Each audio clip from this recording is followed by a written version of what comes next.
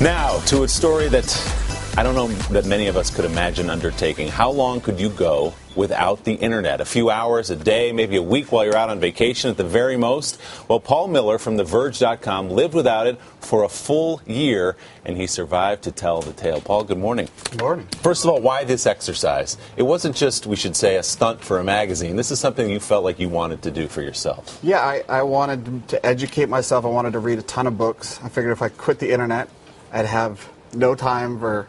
I'd have nothing else to do other than read books. And also, I was really stressed out by the internet. It was really overwhelming. You felt you were overwhelmed by all the technology in your life, and you wanted to put it to the side. I just couldn't keep up. You know, there was always more, always more. I never won. You know, you can't beat Twitter. 5 seconds later, there's a lot more on Twitter. So what were the ground rules exactly? Are we talking total deprivation, no access to the internet at all? Absolutely, and I also didn't have other people use the internet for me. The one exception, I write for a tech website called The Verge.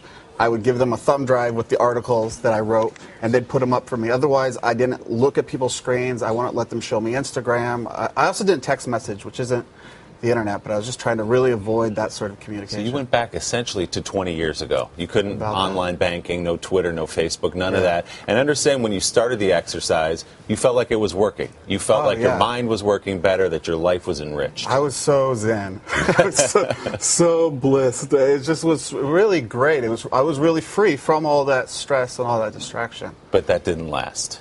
No, I found loneliness and boredom like really cool and novel at first, and it really made me creative and it did a lot of great things for me. But it also, eventually, I just sort of fell in on myself, and I just started to realize that my problems with productivity and dissatisfaction in life weren't really the internet's fault. They manifest differently with and without the internet, and leaving the internet didn't fix everything. Which element of the internet did you miss the most in your day-to-day life? What did you miss? Well, I guess I took it for granted that the internet is where everybody is now. Right. You know, not everybody else quit the internet.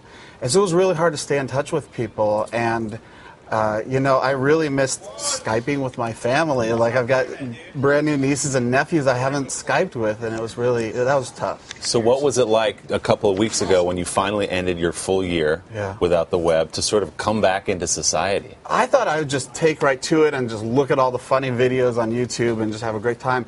I was really overwhelmed.